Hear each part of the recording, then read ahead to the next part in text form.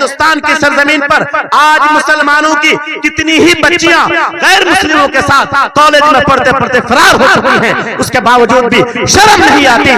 जरा ये बताओ कि कॉलेज में जो पढ़ने वाली बच्ची है किसी गरीब की बेटी है या किसी मालदार की बेटी है, किसी मौलवी की बेटी है या किसी इंजीनियर की बेटी है, यकीनन किसी मौलवी की बेटी भी हो सकती है, लेकिन कॉलेज में पढ़ने वाले उमूमन गरीब के बच्चे नहीं होते, अमीर के बच्चे होते हैं। फिर अमीर में ये कोई बड़ा मौलाना भी मुमकिन हो, लेकिन आमतौर पर अमीर में ये बड़े बड़े मंडल होते हैं, बड़े बड़े इंजीनियर होते हैं, बड़े बड़े डॉक्टर होते हैं, बड़े बड़े कारोबारी लोग होते हैं, बड़े बड़े बिजनेसमैन होते हैं। रब्बे काबा की कसम, तुम्हारी बेटियां कॉलेज में पढ़ती हैं, उनका ईमान कहां जाता है कभी आपने सोचा भी नहीं, कभी आपने बैठ करके गौर भी नहीं किया कि आज मेरी बेटी के साथ ये हुआ है, कल तुम्हारी बेटी के साथ ऐसा ना हो। कभी आपने नहीं सोचा कि ये बच्चियां पूरे हिंदुस्तान से हजारों नहीं लाखों के तादाद में गैर मुस्लिमों के साथ भाग रही है। क्या आज हमारे पास कोई अपना कॉलेज नहीं होना चाहिए?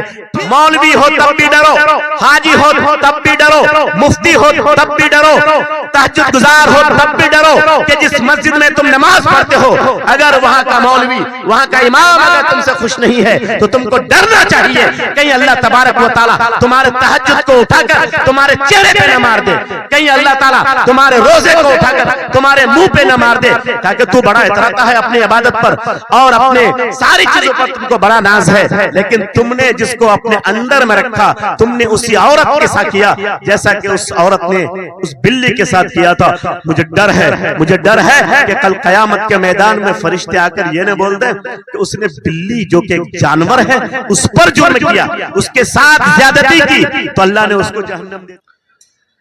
अल्लाह का बेहद एहसान और करम है कि आज आप और हम यहाँ पर दीन की बातें सुनने के लिए जमा हैं।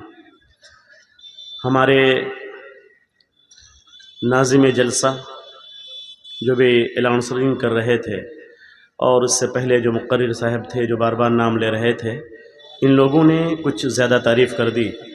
सच्ची बात यह है कि मैं इतनी तारीफ़ का मुस्तहिक़ नहीं हूँ, छोटा सा इंसान हूँ और छोटा सा मौलवी हूँ।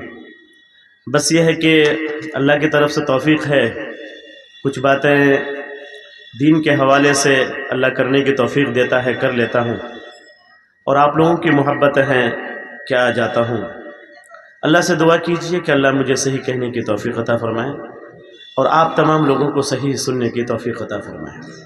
मैं बहुत ज़्यादा लंबी तकरीर नहीं करूँगा। अभी थोड़ी देर पहले एक जलसे में था पांजीपारा में, वहाँ से तकरीर के बाद यहाँ आया और फिर आगे प्रोग्राम है कल का। मैं अपना शेड्यूल नहीं बता रहा हूँ आपको कि वहाँ जलसा था फिर वहाँ से यहाँ आया, नहीं, मैं ये बताकर एक चीज़ बताना चाहता हूँ कि इस जलसा से पहले मैं जिस जलसे में था आज पांजीपारा में, आपको सुनकर यह ताज्जुब होगा कि पांजीपारा की सरजमीन पर किताबो सुन्नत के नाम पर जलसा, कुरान और हदीस के मुताबिक होने वाला कोई जलसा जंग आज़ादी के बाद पहला जलसा हुआ। और लोगों का यह कहना है कि जंग आज़ादी से पहले भी कोई जलसा यहां हुआ है कि नहीं हमें नहीं मालूम। मैं इसमें एक जुमला और ऐड करूंगा।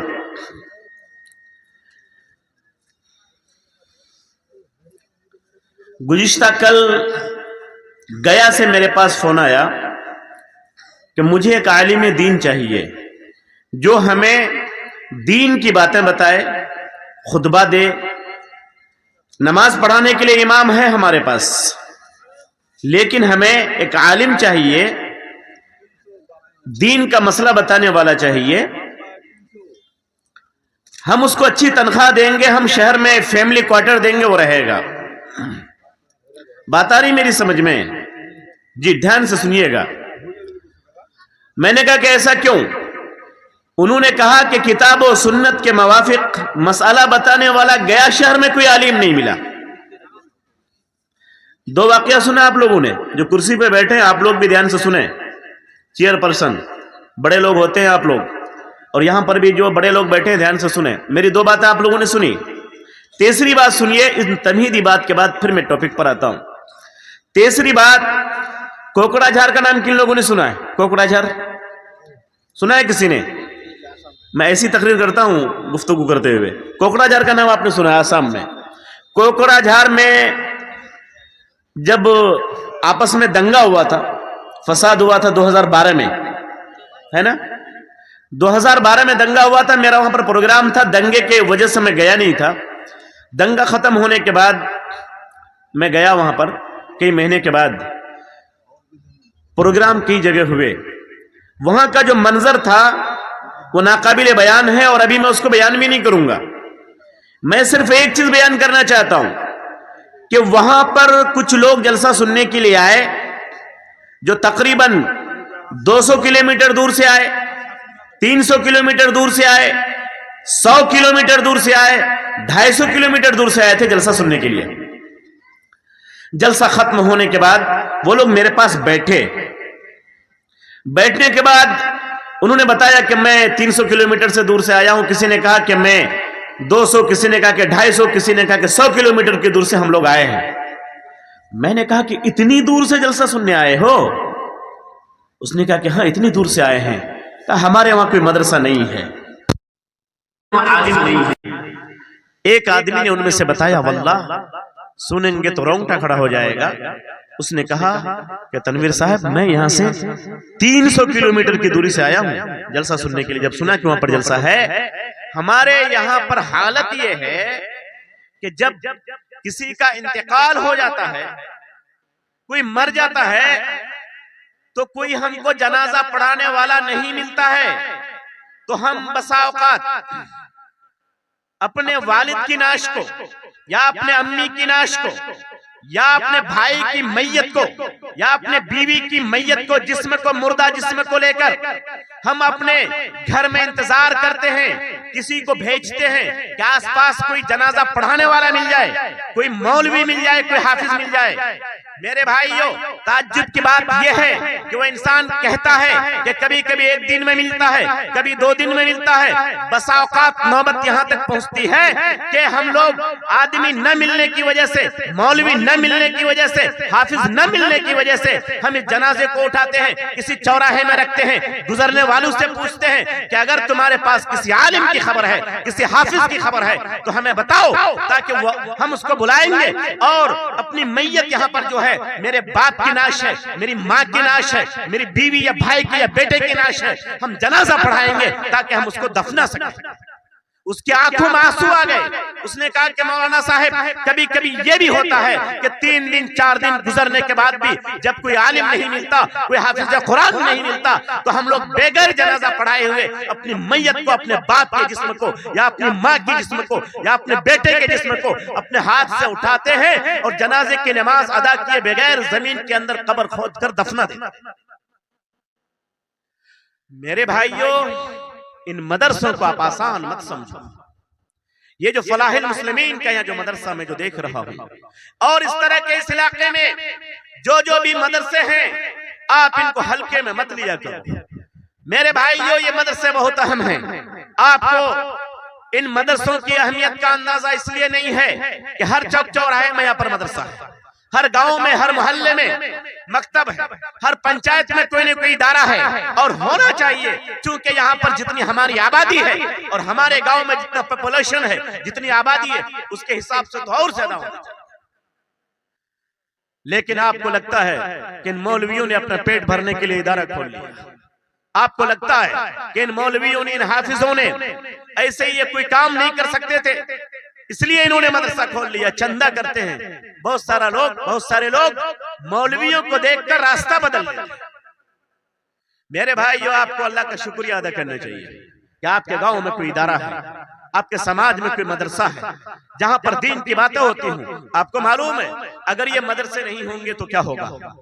अगर ये मदरसे नहीं होंगे तो क्या होगा? ये चंदा करने वाले, चंदा कर करके आपके बच्चों को दीन की बातें सिखाने वाले अगर नहीं होंगे तो क्या होगा? मालूम है आपको, कोई आपको जनाजा पढ़ाने वाला नहीं मिलेगा, जैसा कि मैंने आपको बताया। अगर ये मदरसे नहीं होंगे तो आपको दीन की बातें बताने वाला कोई नहीं मिलेगा। अगर ये मदरसे नहीं होंगे तो आपको जुमा पढ़ाने वाला मौलवी नहीं मिलेगा। अगर ये मदरसे नहीं होंगे तो आपको हलाल और हराम बताने वाला नहीं मिलेगा।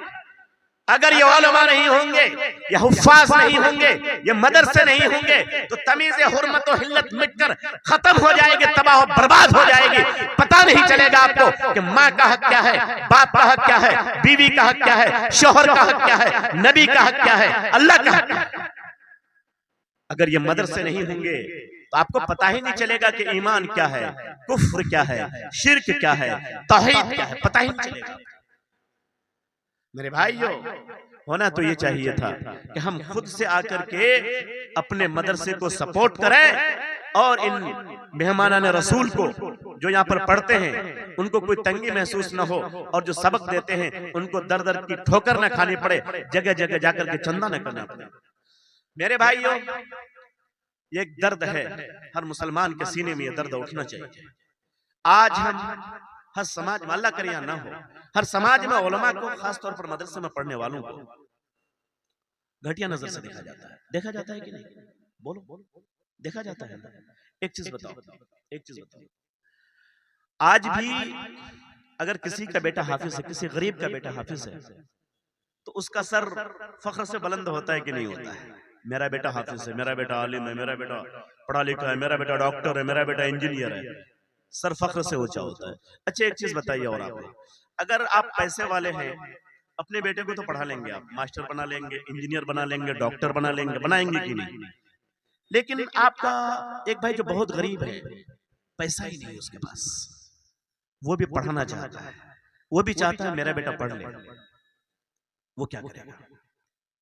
है कोई समाज में, है कोई तंजीम, है कोई ऑर्गेनाइजेशन पूरी कायनात में, पूरी दुनिया में, पूरे हिंदुस्तान में, पूरे बिहार की बात कर रहा हूं, पूरे बंगाल, कहीं नहीं है जो लोग स्कूल चला रहे हैं मुकम्मल प्रोफेशनल अंदाज में? अच्छी चीज है, मैं मना नहीं करता, स्कूल चलाना चाहिए, जो पैसा देकर के पढ़ा रहे हैं बिल्कुल पढ़ाना चाहिए। लेकिन मैं बात उनकी करता हूं जो यतीम हैं, जो गरीब हैं, जो मिस्कीन हैं, लेकिन अल्लाह ने बेटे उनको भी दिए, बेटियां उनको भी दी हैं, जो अपने पेट को नहीं पाल सकता, लेकिन क्या उसका बच्चा इस लायक नहीं है कि वो भी तालीम हासिल करे? उसका बच्चा भी हाफिज कुरान बने, वो भी पढ़ा लिखा बने? क्या उसकी गरीबी उसका कसूर है कि उसका बच्चा पढ़ा लिखा नहीं हो सकता है? किसने ये कहा है? किस समाज ने ये कहा है? लेकिन मुसलमानों के अलावा पूरे समाज में, पूरी दुनिया में नजर उठा के देखो कि मुसलमान के मौलवियों ने, उनके हाफिजों ने दामन फैला करके, हाथ फैला करके, चंदे कर करके उसकी तरफ आप उंगलियां उठाते हो, उसकी तरफ आप इशाराबाजी करते हो, ये कमीशन पे चंदा करते हैं और ये आधा चंदा करते हैं, आधा खा लेते हैं, अरे कुछ भी करते हैं। लेकिन इन गरीब बच्चों का आंसू पूछने वाला अगर दुनिया में कोई है तो ये चंदा मांगने वाले मौलाना है। अगर इन गरीब बच्चों के सर पर हाथ रखने वाला कोई है तो यही उलमा है जो तुम्हारे दरमियान चंदा करने के लिए जाते हैं और तुम उसको घटिया नजरों से देखते हो। और जानो कि तुम्हारे बच्चों के अंदर कुरान का इल्म जगाने वाला, कुरान की रोशनी देने वाला, कुरान की मोहब्बत पैदा करने वाला अगर कोई है इस रोए जमीन पर तो यही उलमा है जिनको तुम भिखारी कहते हो, जिनको देखकर तुम रास्ता बदलते हो। मेरे भाइयों, दुनिया अपना रंग बहुत ज्यादा बदलती है, लेकिन उसके बावजूद गरीबों की तरफ, यतीमों की तरफ, मिस्किनों की तरफ नजर उठा के देखने वाला जितने बहरूपे हैं कोई नहीं होता। स्कूल जितने हैं सब बिजनेस पर है, पैसे हैं तो अच्छी तालीम है, 3000 मंथली देंगे तो उसी क्वालिटी की तालीम है, 30,000 मंथली देंगे तो उस क्वालिटी की तालीम है। लेकिन मदरसा है, कुर्बान जाइए इन मदरसों के सिस्टम पर। आप यतीम का बच्चा है तो उसी स्टैंडर्ड की तालीम है, गरीब का बच्चा है तो उसी स्टैंडर्ड की तालीम है, मौलवी साहब का बच्चा है तो उसी मियार की तालीम, मास्टर साहब का बच्चा है तो उसी मियार की तालीम।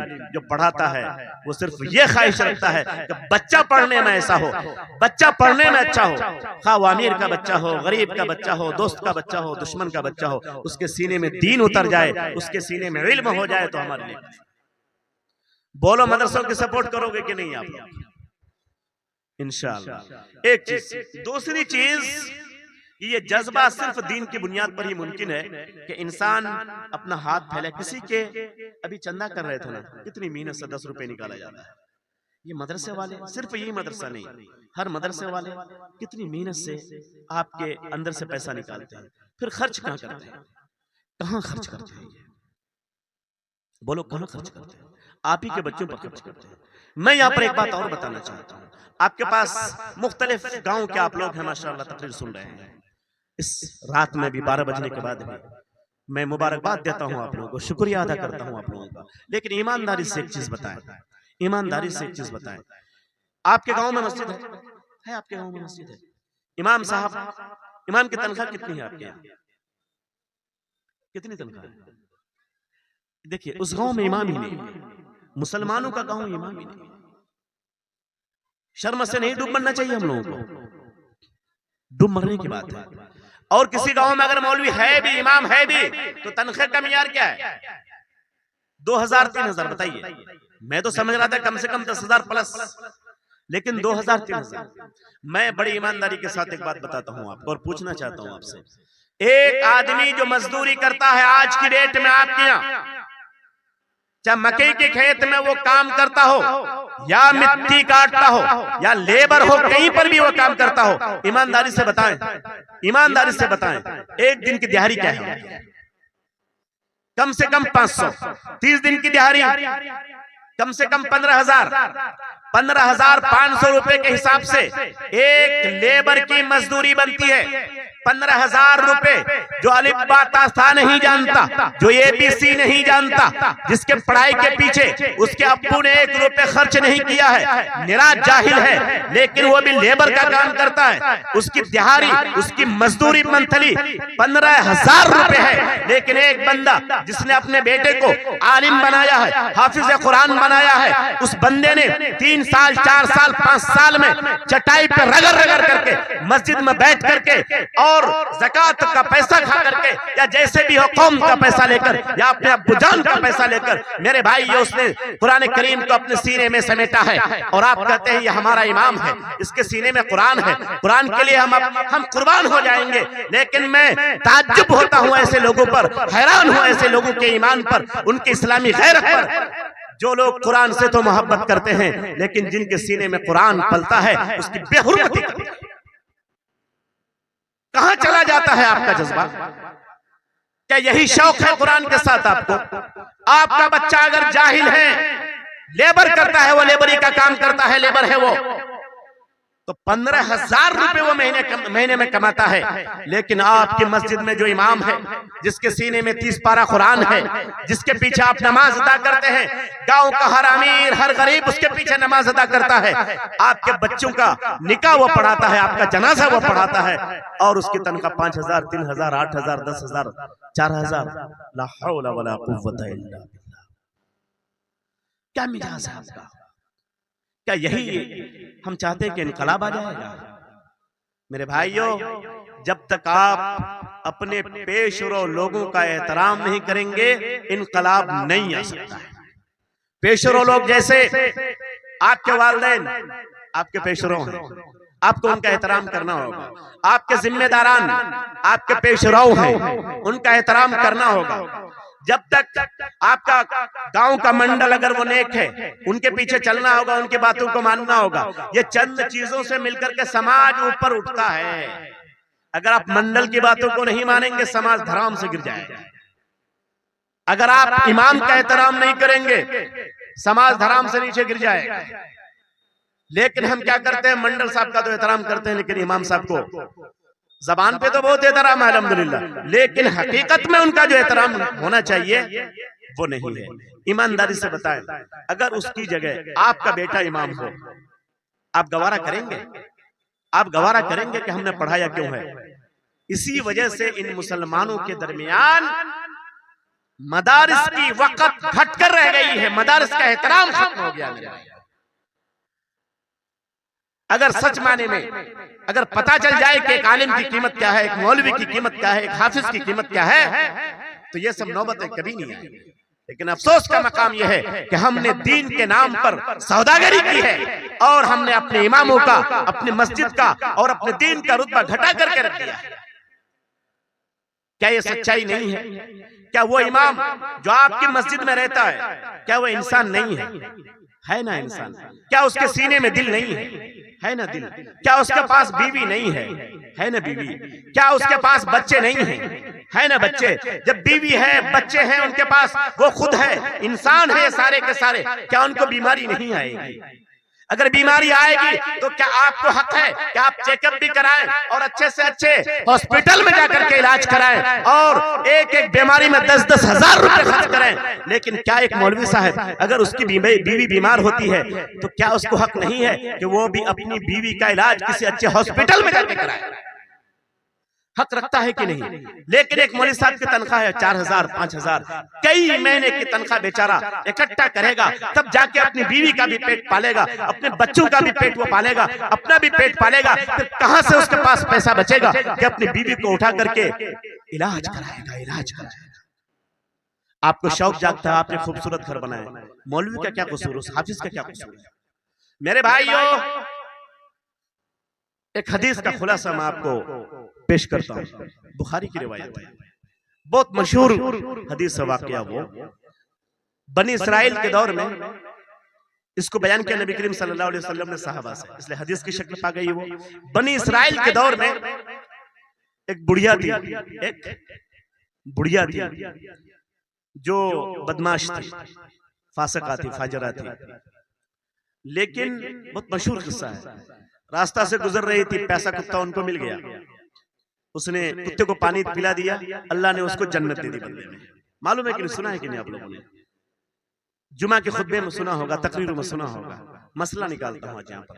एक और औरत थी, एक और औरत, ये बड़ी नेक, बड़ी इबादत गुजार, बड़ी आबेदा जाहिदा, रोजा रखने वाली, तहज्जुद पढ़ने वाली, बहुत नेक औरत। वो एक बिल्ली पालती थी। क्या पालती थी? एक बिल्ली पालती थी, और बिल्ली को बांध के रखती थी। वक्त पर खाना न दे, प्यास लगे तो पानी न दे, यहां तक के बांध के रखते रखते रखते वो बिल्ली मर गई। वो जहन्नम में चली गई, वो जहन्नम में चली गई। हदीस यहां पर खबर। मसला ये निकलता है कि आप जिसके जिम्मेदार हैं, आपके अंदर में जो है उसके साथ आपका सुलूक कैसा है? अगर आपने किसी को मुलाजिम रखा है, अपने पास नौकर रखा है, तो इस्लाम उसका भी हक दिलवाता है कि एक नौकर का भी आप पर हक है। जहां पर अल्लाह का हक है, जहां पर रसूल का हक है, जहां पर आपकी माँ का हक है, आपके बाप का हक है, आपके बच्चों का हक है, वहीं पर इस्लाम ने एक नौकर का भी हक देता है। और उसी तरह से आपके अंदर कोई अगर मातहत में रहता है तो उसका भी हक है। एक तो ये कि आपने किसी को नौकर रखा, और दूसरा ये कि इज्तिमाई तौर पर आपने किसी को इमाम रखा, मिसाल के तौर पर, या मदरसा है तो आपने किसी को मुलाजिम रखा, टीचर रखा है अपने पास। और फिर उसी बिल्ली की तरह और उस कुत्ते की तरह आप अगर अच्छा सलूक करते हैं तो आखिरत अच्छी बनने वाली है, और अगर आप अच्छा सलूक नहीं करते हैं, मस्जिद के ट्रस्टी, मस्जिद के जिम्मेदारान, मस्जिद के सदर, मस्जिद के सेक्रेटरी, मुमकिन है कि वहां पर उलमा भी हो, मुमकिन है कि उसका कोई ट्रस्टी हाजी भी हो, मुमकिन है कोई नमाजी भी हो, मुमकिन है कोई बहुत बड़ा काजी भी हो, बड़े बड़े लोग उसमें शामिल होंगे। कुछ लोग ऐसे भी होंगे कि जिसकी नमाज कभी तकबीर उला न छूटती हो, बहुत सारे लोग ऐसे भी होंगे यकीनन उसमें जो तहज्जुद भी पढ़ते हैं, लेकिन जब इमाम साहब की बात आती है तो पसीना आ जाता है कि तनख्वाह न मांगने से आता है। मेरे भाइयों, अल्लाह की कसम, अगर आप समझदार हैं और गांव की कैपेसिटी है इस पर कि एक अच्छी तनख्वाह वह गांव दे सकता है, उसके बावजूद अगर उसका अपना जायज फायदा उठाते हैं, क्योंकि मौलाना साहब डरते हैं, इमाम साहब डरते हैं कि मैंने ज्यादा डिमांड कर लिया तो मैं निकाल दिया जाऊंगा, या मेरा कोई भाई आके रह जाएगा, वो 10,000 मांग रहा है, मैं तो 8,000 में रह जाऊंगा। ये भी मुसीबत है, ये भी मुसीबत है, ये भी नहीं होना चाहिए आलिमों में। लेकिन रब्बे काबा की कसम, अगर उनका इस्लाम अच्छा है, अगर उनकी आदतें अच्छी है, उनका इल्म अच्छा है, उनका कुरान अच्छा है, उनकी इमामत अच्छी है, और आपको लगता है कि बहुत अच्छे इमाम है ये, लेकिन वो अगर 10,000 का मुस्तहिक है तो आपको 12,000 देना चाहिए, या 10,000 भी है तो कम से कम महीना महीना दे देना चाहिए। उनको मजबूर न करें उनको कि वो रोए गिड़गिड़ाए और हर हफ्ता पैसा मांगे कि पिछले महीने का भी पैसा मेरे पास है। मेरे भाइयों, नजरियों को बदलो, अपने इमामों का एहतराम करो, वरना तो डरो, मौलवी हो तब भी डरो, हाजी हो तब भी डरो, मुफ्ती हो तब भी डरो, तहज्जुद गुजार हो तब भी डरो कि जिस मस्जिद में तुम नमाज पढ़ते हो, अगर वहां का मौलवी, वहां का इमाम अगर तुमसे खुश नहीं है तो तुमको डरना चाहिए कहीं अल्लाह तबारक व तआला तुम्हारे तहज्जुद को उठाकर तुम्हारे चेहरे पे न मार दे, कहीं अल्लाह ताला तुम्हारे रोजे को उठाकर तुम्हारे मुंह पे न मार दे, ताकि तू बड़ा इतराता है अपनी इबादत पर और अपने सारी चीजों पर तुमको बड़ा नाज है, लेकिन तुमने जिसको अपने अंदर में रखा तुमने उसी औरत के साथ किया जैसा कि उस औरत ने उस बिल्ली के साथ किया था। मुझे डर है कि कल कयामत के मैदान में फरिश्ते आकर ये न बोल दें कि उसने बिल्ली जो कि एक जानवर है उस पर जुर्म किया, उसके साथ ज्यादती की, तो अल्लाह ने उसको जहन्नम दे दिया। ये तो अशरफुल मखलूकात है जिसको तुम सताते हो। इनकी बद्दुआओं से बचो, इनके आहों से बचो। इनके आहों से बचने से दो फायदा होगा, एक तो माहौल खुशगवार हो जाएगा, आप उसका हक अदा करेंगे, हक मिल जाएगा उनको। दूसरा फायदा ये होगा कि जब समाज में उलमा की इज्जत होने लगेगी, नहीं हाफिजों की, आलिमों की, दीनदारों की, दीन बतलाने वालों की जब इज्जत होने लगेगी ना, तो हर कोई चाहेगा कि मैं भी अपने बेटे को आलिम बनाऊं, मैं भी अपने बेटे को मदरसे में दूंगा। ये बुनियादी तौर पर लाजमी फायदा सामने आएगा। इंशाअल्लाह ऐसा करेंगे कि नहीं? बोलिए जरा जुड़ के मेरी तकरीर सुनिए आज। इंशाअल्लाह ये जज्बा पैदा करेंगे, इंशाअल्लाह ये जज्बा पैदा करेंगे। जब ये जज्बा पैदा कर लेंगे तो फिर इंशाअल्लाह ये ऑटोमेटिक इनकलाब आएगा, दिल कुशादा होगा, इनकलाब आएगा। बुनियादी तौर पर मैं मदरसे को इतना फोकस कर रहा हूं तो आप ये ना समझ लें कि मैं स्कूल की तालीम के खिलाफ हूं, ना, गलत। मैं जितना मदरसे को सपोर्ट करता हूं उतना ही मैं स्कूल को भी सपोर्ट करता हूं। बस थोड़ा सा फर्क क्या है कि मैं सिर्फ उस स्कूल को फोकस करता हूं या स्कूल में जाने से पहले इस चीज को बुनियादी तौर पर लाजिम करार देता हूं कि आप अपने बेटे को अगर इंजीनियर बनाना चाहते हैं, अगर डॉक्टर बनाना चाहते हैं, अगर मास्टर बनाना चाहते हैं या मेडिसिन में उसको भेजना चाहते हैं तो जरूर भेजें, लेकिन भेजने से पहले उनको दीन सिखा दें। क्या सिखा दें? उनको दीन सिखा दें, उनको अल्लाह की मार्फत उनको बता दे, रसूल की बातें उनको बता दे, बुनियादी हुकूक बता दे, वालिदैन के हुकूक बता दे, कुरान की तालीम सिखा दे, बुनियादी तालीम उनको दे दे। फिर उठा करके आप डॉक्टर बनाए, इंजीनियर बनाए, मास्टर बनाए, जो बनाना है बनाए। वो तो मैं अक्सर कहा करता हूं, तुम शौक से कॉलेज में पढ़ो, पार्क में झूलो, जायज गुबारों पे उड़ो, चरख को छूलो, एक बात मगर बंदे आजिज के रहे याद, अल्लाह को और अपनी हकीकत को न भूलो। ये भी मैं अपनी तरफ से नहीं कहता, अल्लाह तबारक व तआला कुरान करीम के अंदर फरमाता है, इक़रा बिस्मि रब्बिकल लज़ी खलक़, खलक़ल इंसाना मिन अलक़, इक़रा व रब्बुकल अकरम अल्लज़ी अल्लमा बिल क़लम, अल्लमल इंसाना मा लम यअलम। पहला लफ्ज़ क्या है? बोलो, इक़रा बिस्मि रब्बिक, पढ़िए अपने रब के नाम के साथ। ये हुक्म दिया गया प्यारे नबी सल्लल्लाहु अलैहि वसल्लम को। मालूम है आप लोगों को ना, नबी को यह हुक्म दिया गया कि आप अपने रब के नाम के साथ पढ़िए। दूसरे अल्फाज में अल्फाज दिगर पूरी कायनात के लोगों को कहा गया, खासतौर पर मुसलमानों को। और मुखातब तो उस वक्त मुसलमान और गैर मुस्लिम क्या, उस वक्त मुसलमान थे ही नहीं। पहली आयत है कुरान करीम की, मालूम है कि नहीं? सूरह फातिहा पहली आयत नहीं है। अल्हम्दुलिल्लाह रब्बिल आलमीन, ये इल्मी चीज है। अल्हम्दुलिल्लाह रब्बिल आलमीन ये पहली आयत कुरान की नहीं है नाजिल होने के एतबार से। और सूरतों में सूरह फातिहा ये पहली सूरत नहीं है। पहली सूरत कौन सी है? सूरतुल अलक, उसकी पहली आयत है, इक़रा बिस्मि रब्बिकल लज़ी खलक़, खलक़ल इंसाना मिन अलक़, इक़रा व रब्बुकल अकरम अल्लज़ी अल्लमा बिल क़लम, अल्लमल इंसाना मा लम यअलम। ये 5 आयतें थी जो प्यारे नबी सल्लल्लाहु अलैहि वसल्लम पर सबसे पहले गारे हिरा में हज़रत जिब्राइल ने आकर सुनाया। मशहूर किस्सा है, आप लोगों को पता है ये, और ये सही हदीस में है सारी चीजें। तो ये पहली आयत थी, पहली सबसे पहली आयत, इक़रा बिस्मि रब्बिक। अभी नमाज का हुक्म नहीं है, अभी रोजे का हुक्म नहीं है, अभी ज़कात का हुक्म नहीं है, हज और जिहाद का हुक्म नहीं है। सबसे पहला हुक्म अल्लाह ताला ने अपने नबी को क्या दिया? इक़रा बिस्मि रब्बिक, पढ़िए अपने परवरदिगार के नाम के साथ। वो हजरत जिब्रील आए और आपको सीने से लगाया और कहा कि पढ़िए, कहा कि मैं पढ़ा लिखा इंसान नहीं हूँ। मशहूर चीजें हैं उसे। 3 बार कहा और तीनों बार दबाया, सीने से जोर से उनको दबाया, फिर जो है कहा कि पढ़िए इक़रा बिस्म रब्बिकल्लज़ी खलक़ खलक़ल इंसान मिन अलक़। 5 आयतें मुकम्मल। बुनियादी तौर पर जो मैं आपको समझाना चाहता हूँ वो ये है, इक़रा बिस्म रब्बिक क्यों कहा गया? पढ़िए अपने परवरदिगार के नाम के साथ। ये नहीं कहा कि मौलाना बनाइए, हाफिज बनाइए, या मुहद्दिस बनाइए, मुफस्सिर बनाइए, नहीं कहा। फकीह बनाइए, नहीं कहा। मुफ्ती बनाइए, नहीं कहा।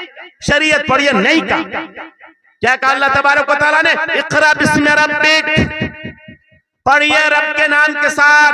क्यों?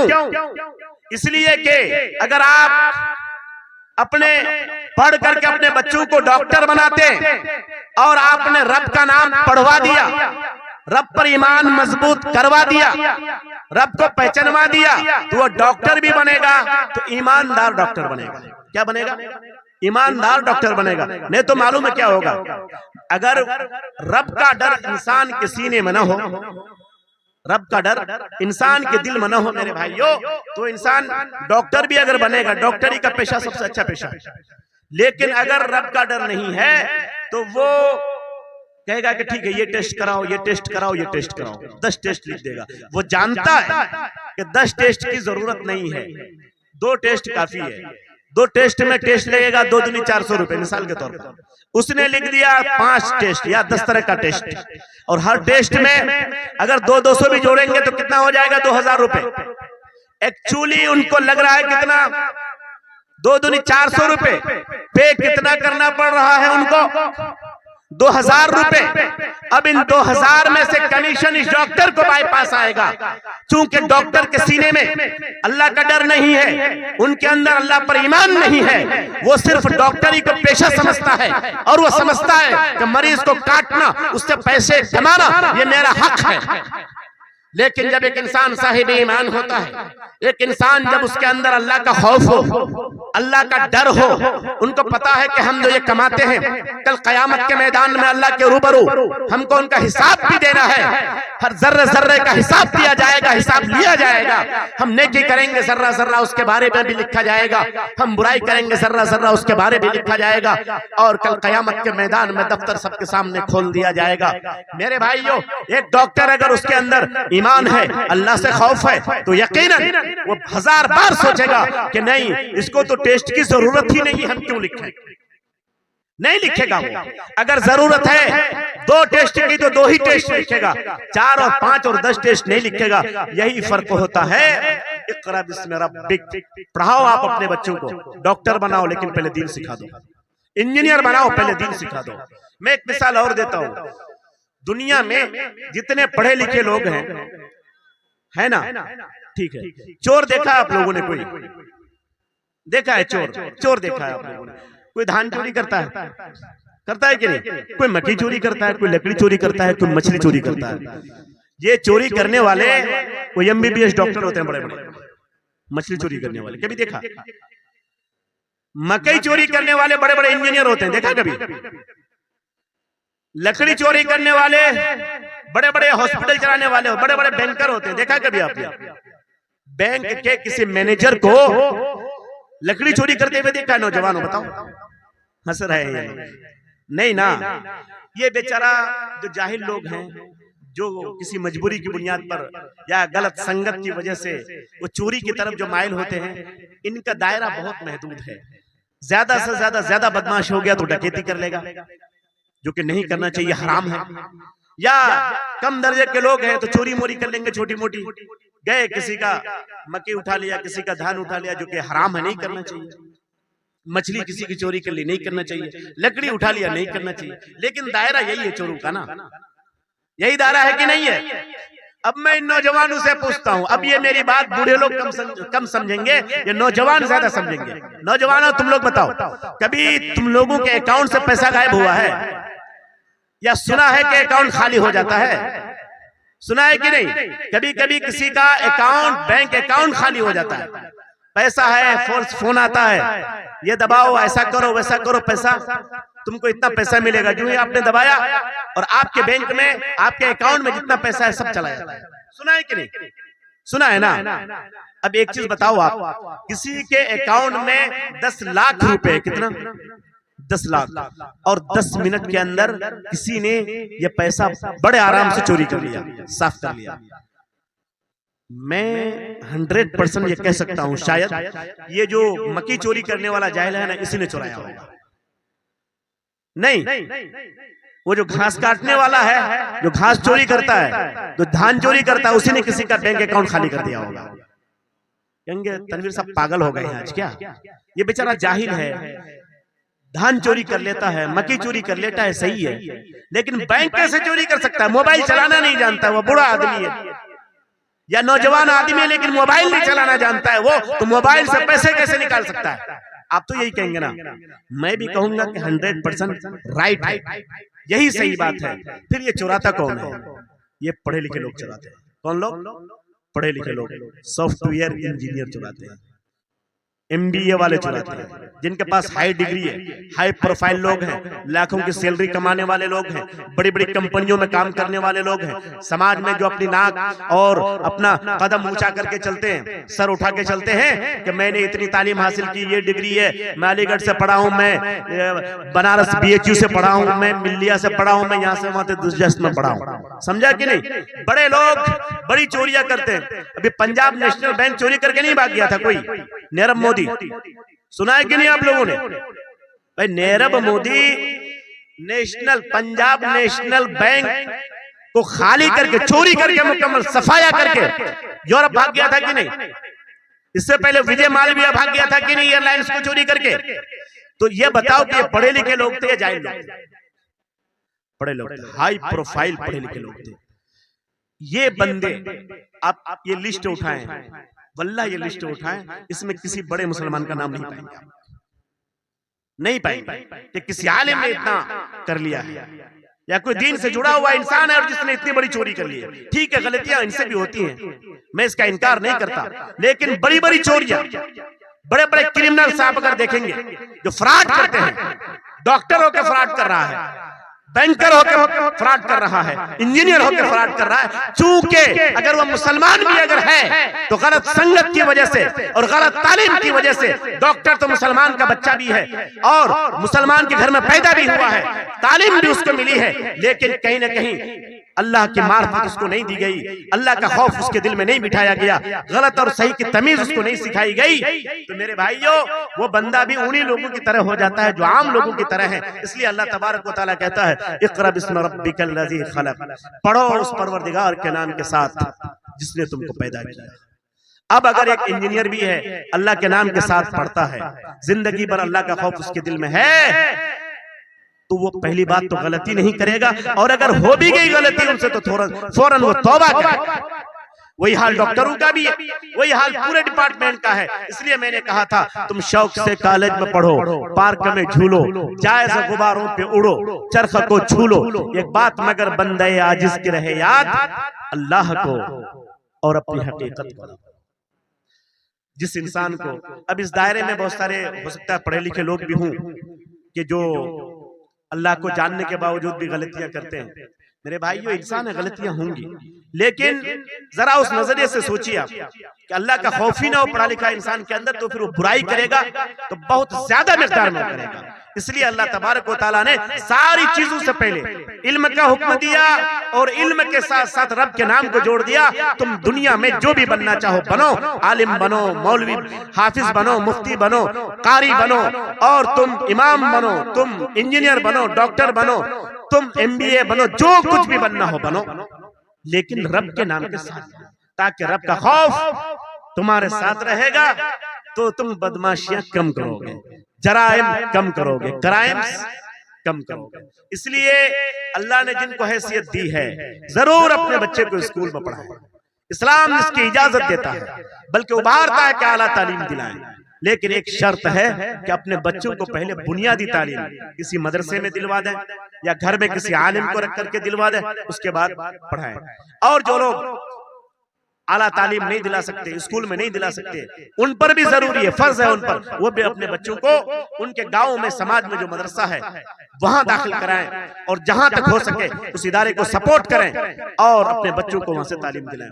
ये बुनियादी बात थी तालीम के लिए जो बहुत जरूरी थी। प्यारे नबी सल्लल्लाहु अलैहि वसल्लम ने क्या फरमाया कि तालीम हासिल करना हर मुसलमान मर्द औरत दोनों शामिल है। तलबुल इल्म फरीदतुन अला कुल्ले मुस्लिमीन, हर मुसलमान मर्द औरत पर फर्ज है। तालीम अगर नहीं हासिल करेंगे ना, इन्नमा यख्शल्लाह मिन इबादिहिल उलमा, मैं बहुत बुनियादी बात आज आपको बता रहा हूं। जहां जहां भी रोए जमीन पर जहां जहां भी तालीम होगी वहां वहां अल्लाह का डर होगा। इन्नमा यख्शल्लाह मिन इबादिही अल उलमा, अल्लाह से डरने वाले अल्लाह को जानने वाले लोग होते हैं, उलमा होते हैं। जो जितना जानेगा वो उतना बड़ा आलिम है। अल्लाह को जो जितना जानेगा वो उतना बड़ा आलिम है। हलाल हराम को जो जितना जानेगा वो उतना बड़ा आलिम है। इन्नमा यख्शल्लाह मिन इबादिहिल उलमा, अल्लाह को, अल्लाह से डरने वाले अल्लाह के नेक बंदे कौन हैं? ये उलमा है। जहां जहां भी उलमा होंगे वहां अल्लाह का खौफ ज्यादा होगा, और जहां जहां भी अल्लाह का खौफ ज्यादा होगा वह अल्लाह की रहमतें होंगी, अल्लाह की बरकतें होंगी। एक लोग दूसरे का हक अदा करेंगे। और जिस समाज में भी, मेरे प्यारे भाइयों, जिस समाज से भी अल्लाह का खौफ गायब हो जाएगा, एक इंसान दूसरे इंसान का हक दबाएगा। क्या करेगा? हक दबाएगा। इन हक दबाने वालों में बुनियादी तौर पर अगर आप देखें तो सबसे ज्यादा हक हमारे और आपके ऊपर अल्लाह अल्लाह रसूल के बाद किसका है? बताइए जरा आप लोग। वालिदैन का हक है, वालिदैन का हक है। लेकिन आज हमारे समाज में क्या हो गया है? क्या आप अपने समाज में ये देखकर मुतमईन हैं कि हमारे नौजवान अपने बच्चों का, अपने माँ बाप का, अपने पेरेंट्स का मुकम्मल हक अदा कर रहे हैं? मुतमईन हैं आप? नहीं। मैं इस टॉपिक को समझा करके अपनी बात खत्म कर दूंगा कि तालीम क्यों जरूरी है और तालीम नहीं होने की वजह से क्या होता है, और हमारे समाज में थोड़ी बहुत तालीम है भी, तब भी माँ बाप का मुकम्मल हक क्यों अदा नहीं होता है। ये अगर आप समझ गए तो मैं आज ये समझूंगा कि आज यहाँ पर मेरा आना कामयाब है, और चंद लोग भी अगर उस पर अमल कर लिए और अपनी जिंदगी आपने बदल ली तो यकीनन आज का ये जलसा कामयाब है। यकीनन यहाँ पर बड़े बड़े उलमा आए और उन्होंने अपनी बातें रखी हैं, सबकी बातें बहुत अहम है। मेरे भाइयों, आज आमतौर पर वालिदैन को ये शिकायत रहती है कि मेरा बेटा बिगड़ गया। ये शिकायत रहती है कि नहीं? मेरा बेटा बिगड़ गया। और बहुत सारे नौजवानों को ये शिकायत रहती है कि मेरे वालिदैन मेरी बात नहीं सुनते। दोनों तरफ से मुसीबत। फिर नतीजा ये होता है कि आज हमारा समाज एक ऐसे दलदल में फंसा हुआ है जहां पर कोई सुकून ही नहीं है। बुनियादी तौर पर आज बच्चे माँ बाप के हक को भुला चुके हैं और माँ बाप बच्चों के हक को भुला चुके हैं। मिसाल के तौर पर आज के दौर में हमने अपने बच्चों के जो हुकूक थे उनको अदा नहीं किए। बच्चों का पहला हक क्या है? थोड़ा जुड़िए, थोड़ा बोलिए, फिर मैं बात आपको समझा पाऊंगा। बच्चे का पहला हक क्या है बताएं आप जी? दूध पिलाना पहला हक। आप बोलिए तो बच्चे का पहला, आपके कई बच्चे होंगे, पहला हक क्या है बच्चे का? यही बड़ी मुसीबत है हमारी। मुसीबत यह है कि हम जब जानेंगे ही नहीं हक क्या है, अदा हम कहां से करेंगे? नहीं समझा। जानना जरूरी है कि किसका क्या हक है। माँ का क्या हक है जानेंगे तब ना हम अदा करेंगे। बाप का क्या हक है जानेंगे तब ना हम अदा करेंगे। उसी तरह से बच्चों के क्या हुकूक हैं हम जब जानते ही नहीं है तो कहां से अदा करेंगे? इसलिए पढ़ना जरूरी है। और इन हुकूक को जानने के लिए कम से कम बुनियादी तौर पर मदरसे की तालीम फर्ज है, ताकि आप जाने। एक चीज बताता हूं, दुनिया में जितने हुकूक हैं वो पैदा होने के बाद शुरू होते हैं। कब शुरू होते हैं? बोलो भाई, कब शुरू होते हैं? पैदा होने के बाद। माँ का हक, अब पैदा होंगे तब ना माँ का हक आप पर आएगा। बाप का हक, पैदा होंगे तब ना बाप का हक। आपके बच्चों का हक, बच्चे पैदा होंगे तब ना उसका हक होगा। सारे हुकूक बाद में आते हैं, लेकिन नहीं, बच्चे का हक नहीं। बच्चे के हक को छोड़ करके, औलाद के हक को छोड़ करके जितने हुकूक हैं, माँ का हक, बाप का हक, दादा का हक, उस्ताद का हक, और किसी का भी हक पैदा होने के बाद होते हैं। लेकिन आपके बच्चे का हक, आपकी बेटी का हक, आपके बेटे का हक, ये हक पैदा होने से पहले शुरू होता है। यह हक शुरू होता है जब आप उस बच्चे के बारे में सोचते हैं कि मेरे घर में भी एक चांद सा बच्चा आएगा, बेटा या बेटी की शक्ल में, जिस दिन आपने सोचा कि मेरे घर में भी एक बच्चा हो, उस दिन से उसका हक शुरू हो जाता है। कैसे? आप अगर चाहते हैं कि मेरे घर में बच्चा हो, बेहतरीन बच्चा हो, जो मेरा नाम रोशन करे, मेरे मरने के बाद मेरे घर का चिराग जलाए वो बच्चा, तो आपको जरूरी है कि उस बच्चे का हक पैदा होने से पहले अदा करना शुरू कर दें। पहला बच्चे का पहला हक यह है कि आप बच्चे के लिए ऐसी मां तलाश करें। बुनियाद को समझिए। बच्चे का पहला हक यह है कि बच्चे के लिए ऐसी मां तलाश करें जो आपके बच्चे की सही परवरिश कर पाए। यानी अपने बच्चे की मां के लिए एक बेहतरीन लड़के का आपको इंतखाब करना है बीवी बनाने के लिए, और जिसकी बुनियाद न मालदारी की बुनियाद पर हो, न खूबसूरती की बुनियाद पर हो, न हसब व नसब की बुनियाद पर हो, बल्कि उसकी बुनियाद सिर्फ और सिर्फ दीनदारी पर हो, ताकि आपका बच्चा दीनदार हो। चूंकि आपने अगर खूबसूरती की बुनियाद पर शादी की है, या मालदारी की बुनियाद पर शादी की है, या आपने अगर हसब व नसब की बुनियाद पर शादी की है, तो जरूरी नहीं कि बच्चा भी नेक हो, लेकिन माँ अगर नेक होगी, रब्बे काबा की कसम 99% ये उम्मीद है कि बच्चा भी नेक पैदा होगा। प्यारे नबी सल्लल्लाहु अलैहि वसल्लम ने क्या फरमाया? तुनकाहुल मरअतु लिअरबईन, औरतों की शादी 4 चीजों की बुनियाद पर होती है, लिमालिहा व लिजमालिहा व लिहसबिहा व लिदीनिहा फस्बिर बिज़ातिद्दीन। औरतों की शादी या तो मालदारी की बुनियाद पर होती है, या तो उसकी खूबसूरती की बुनियाद पर होती है, या तो हसब व नसब यानी आला खानदान की उसकी बुनियाद पर होती है, या नहीं तो दीनदारी की बुनियाद पर होती है। ऐ मेरे मानने वाले मुसलमानों, तुम दीनदारी को तरजीह दो, दीनदारी को तरजीह दो। दीनदारी की तलाश में मालदार मिल जाए तो भी ठीक, नहीं मिले तो भी ठीक। दीनदारी की तलाश में अच्छे खानदान की मिल जाए तो भी ठीक, न मिले तो भी ठीक। मालदारी और अच्छे लड़की की तलाश में अगर कोई बहुत खूबसूरत मिल जाए तो भी ठीक, न मिले तो भी ठीक। क्यों? क्योंकि ये जो खूबसूरती है, बड़ी खूबसूरत लड़की आपने देखी होगी, एक बीमारी सी क्या आई उनके चमड़े की, चंद दिनों में पूरा रंग फीका हो जाता है। कल तक ये नौजवान जिसके पीछे भागते थे, जिसका नाम अपनी जबान से लेते थे, अब पलट करके कोई देखने वाला नहीं रहता। ये हकीकत है इस खूबसूरती की मेरे भाई। अगर आपने लड़की का इंतखाब मालदारी की बुनियाद पर किया है, मेरे भाइयों, एक जलजला क्या आता है, बड़ी बड़ी बिल्डिंगें तबाह हो जाती हैं। ये मालदारी जो कल तक बड़े बड़े मालदार थे, आने वाहिद में चंद सालों में वो फकीरी पर उतर आता है। यह है माल की हैसियत। और हसब व नसब को तो जाने ही दीजिए, आज तो बयान नहीं करना चाहिए। हसब व नसब का आलम यह है कि बड़े काजी साहब, बड़े हाजी साहब, बड़े मंडल जी, बड़े सरदार जी, बड़े मुखिया जी और बड़े एमएलए साहब हैं, उनके घर में बेटी पैदा होती है, बड़ी बड़ी उनकी इज्जत है, बड़ी शोहरत है, बड़ा नाम है, बड़ी नामवरी है, लेकिन पता नहीं कि उनकी बेटी किसी कॉलेज में पढ़ रही होती है, किसी गैर मुस्लिम से उसका कनेक्शन जुड़ता है। बाप का नाम बहुत ऊंचा था, लेकिन 1 मिनट में, 1 रात में वो बेटी भागती है और अपने बाप के, अपने दादा के, अपने खानदान के नाम पर कालक पोत कर चली गई। यह हसब व नसब है जिस पर तुम इतराते हो। आज बड़े बड़े लोगों को हमने इस समाज में देखा है कि कहीं बेटी उसका नाम मिटा रही है तो कहीं बेटा उसका नाम खत्म कर रहा है। ये खानदान है आज हमारा, जिस पर तुम इतराते हो, जिस पर तुम गुरूर करते हो। कोई हैसियत नहीं है इस नाम की, कोई हैसियत नहीं है आपके वहदों की। और हमने तो देखा है, बल्कि तालीम की बात आई यहाँ पर, तो एक बात मैं और अर्ज कर दूं, कि आज हमारे मुसलमानों के पास दौलत की कमी नहीं है। और ये कौम जिसको आप शेर शाहबादी कहते हैं, बड़ी मेहनती कौम है अल्हम्दुलिल्लाह। वो किसी काम में जुट जाए तो माशाअल्लाह मजा ही आ जाता है। धान लगाने पे आए तो दूसरी कौमों के मुकाबले में बहुत ज्यादा धान उगा लेता है। मक्की लगाना आपने दूसरों को सिखाया है, काम करने में आपका कोई मुकाबला नहीं कर सकता।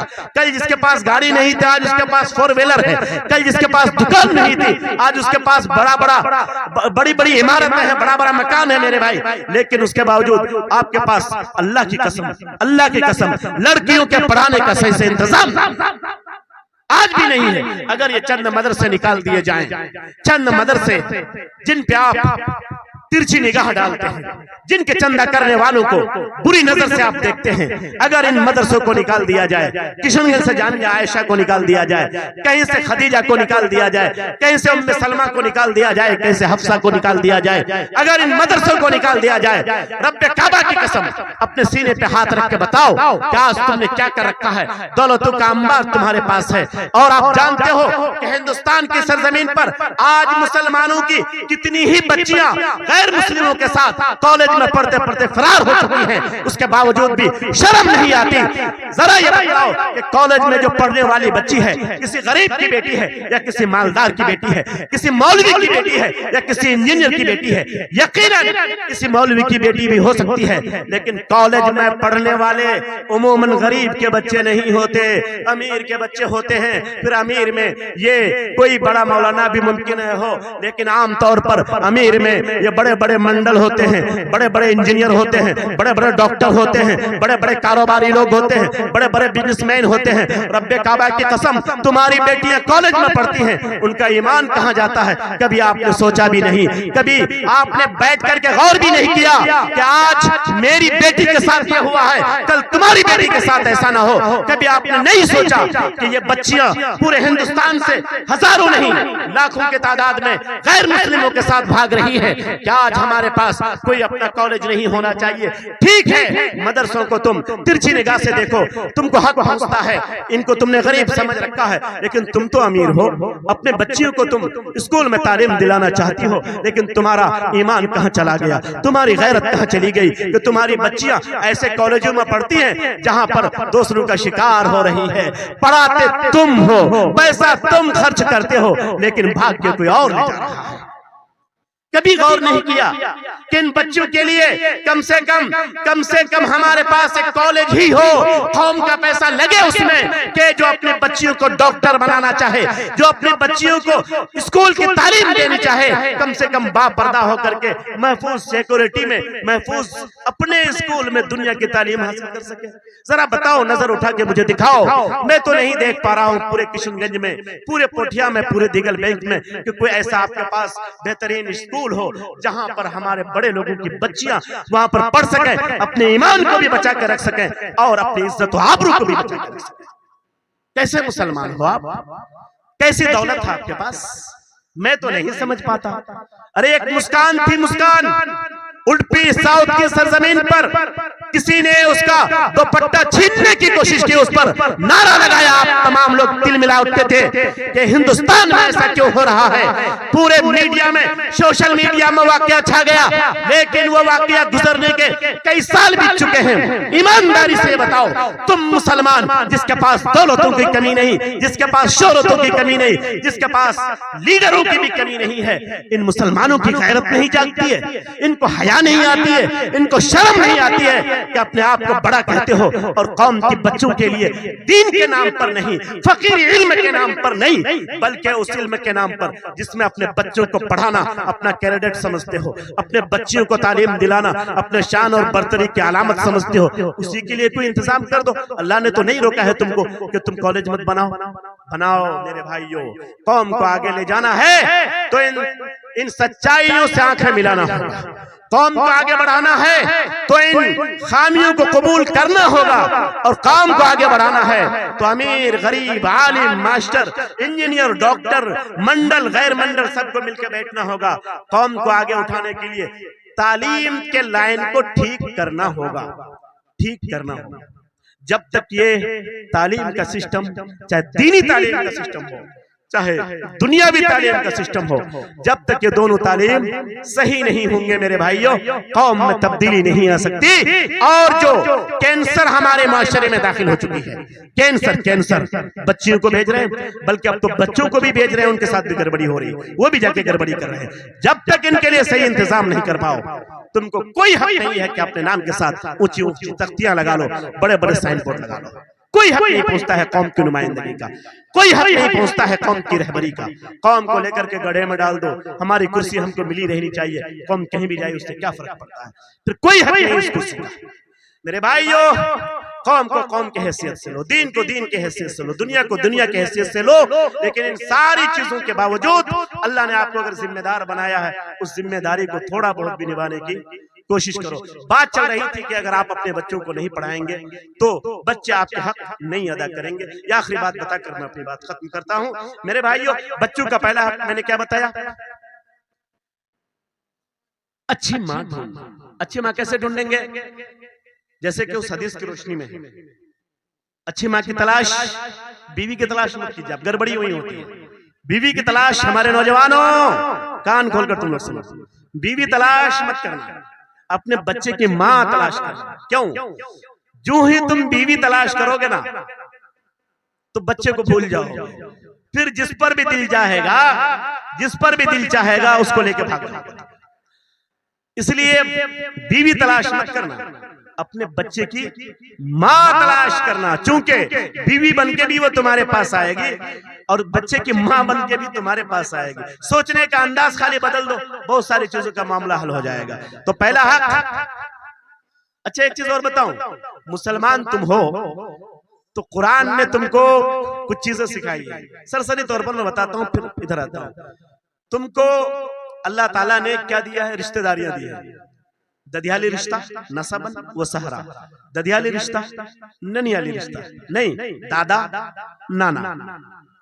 ददियाल के सारे लोग मामू, खाला, खालू, ये ननियाली रिश्ता। ददियाली रिश्ता अब्बू, बड़े अब्बू, छोटे अब्बू, चचा, दादा, फूफी, फूफा, ये ददियाली रिश्ता। दो रिश्ता हुआ। इन रिश्तों में कहीं भी जाओ आप खाओ पियो, कुरान की रोशनी में। तीसरा रिश्ता और भी है, तीसरा रिश्ता और भी है, वो है ससुराली रिश्ता, सहरा। वो है कौन सा रिश्ता? ससुराली रिश्ता। ससुराल में भी जाओ तो आराम से खाओ पियो, कोई कमेंटमेंट नहीं, कोई एहताब नहीं, कोई बंदिश नहीं। ससुराल में जाके कोई बंदिश रहती है? अरे भाई, आजकल तो जमाना ही बदल गया है, लोग अपने बेटे से ज्यादा दामाद का ख्याल रखते हैं। नहीं, और दामाद भी, ये ससुरा अपने बाप का उतना ख्याल नहीं रखता जितना अपने ससुर का रखता है। मैं तो हैरान हो जाता हूं कभी कभी इन नौजवानों पर जो अपने बाप को एक बार भी सलाम नहीं करता, एक बार भी लाइफ में सलाम नहीं करता, ससुराल में रोज सुबह उठ करके ससुर को सलाम करता है। भाई ठीक है, ससुर को सलाम करना चाहिए, लेकिन अब्बू को पहले करना चाहिए कि नहीं? अम्मी को एक कमबख्त कभी सलाम नहीं करता, लेकिन सास को डेली सुबह उठ कर वो सलाम करता है। नहीं करता है? ठीक है, करना चाहिए सास को, ताकि पता चले कि संस्कार अच्छा है, अच्छी तरबियत अच्छे घर का है। लेकिन कमबख्त अपनी माँ को भी सलाम कर लिया करो, उसका ज्यादा हक है। तुम्हारे बाप से भी उसका ज्यादा हक है, ससुर से तो है ही ज्यादा, सास से तो है ही ज्यादा। तो कम से कम अपने बाप को भी सलाम करो, अपनी माँ को भी सलाम करो, है ना नौजवानों? करोगे कि नहीं? इंशाअल्लाह करोगे। तो ददियाली रिश्ता, फिर ननिहाली रिश्ता, फिर ससुराली रिश्ता, तीन रिश्ते हैं ना। मुसलमान हो के अगर रहना चाहते हो तो ये तीन रिश्तों को लेकर चलना पड़ेगा। मुसलमान बगैर रिश्ते का नहीं होता है। बहुत अहम बात बता रहा हूं मैं नौजवानों, अगर मुसलमान बन के जीना है तो नसब व सहरा, कुरान के अल्फाज में बयान कर रहा हूं आपको। नसब, ददियाली रिश्ता, ननिहाली रिश्ता। ददियाली रिश्ता बाप की तरफ से नसब है, ननिहाली रिश्ता माँ की तरफ से नसब है, और सहरा जहां तुम जाओगे, जो तुम्हारे बच्चों का रिश्ता बनने वाला है, जहां पर तुम्हारी बीवी है, वो जो रिश्ता है उसको सहरा यानी ससुराल का रिश्ता। ये तीन रिश्ते कंपलसरी है मुसलमान बनकर रहने के लिए। अगर ये रिश्ते नहीं है, इसका मतलब है तुम ठीक ठाक मुसलमान नहीं हो। अब अगर कोई भाग के शादी करना चाहे तो उसका तो रिश्ता खत्म, रिश्ता नहीं खत्म हो गया, रिश्ता खत्म हो गया। इसी तरह से कोई गर्लफ्रेंड के साथ जिंदगी गुजारना चाहे, ससुराल का कंसेप्ट खत्म हो गया, कुरान को आपने चैलेंज कर दिया। इसीलिए मुसलमानों के नौजवानों पर फर्ज आइन है कि ये तीनों रिश्तों को सलामत रखे। ददियाली रिश्ता, ननिहाली रिश्ता और ससुराली रिश्ता। और आज के नौजवान ददियाल के रिश्तेदारों को भी भूल जाते हैं, ननिहाल के रिश्तेदारों को भी भूल जाते हैं। ससुराल तो या तो बहुत ज्यादा हो जाते हैं या होते ही नहीं है।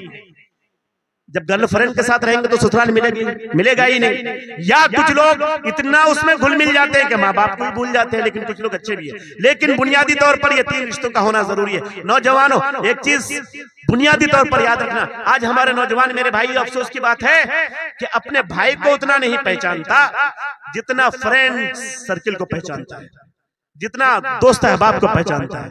ये सच्चाई है। सोशल मीडिया ने दौर गड़बड़ कर रखा है। मेरे पास 1000 फ्रेंड्स हैं, मेरे पास इतने कमेंट्स हैं। कम वक्तों, मैं बहुत जिम्मेदाराना तौर पर आज तुमको मुतनब्बह करना चाहता हूं। अल्लाह न करे, अल्लाह न करे एक बार तुम बीमार हो जाओ, एक बार तुम बीमार हो जाओ, अल्लाह न करे कि तुम्हारा कहीं एक्सीडेंट हो जाए और फिर तुम्हारे वालिद दौड़ करके उठा करके तुमको किसी हॉस्पिटल में जाके रखे, और फिर तुम या तुम्हारे भाई को या तुम्हारे बच्चे को या तुम्हारी बीवी को 1 यूनिट ब्लड की जरूरत पड़ जाए और तुम्हारे फेसबुक में पूरी दुनिया में 10,000 फ्रेंड है। आज मेरे इस जुमले को नोट करना, 10,000 फ्रेंड है। तुम उसमें लिखो कि मुझे 10,000 फ्रेंड, तुम मुझे 1 यूनिट ब्लड ला के दे दो।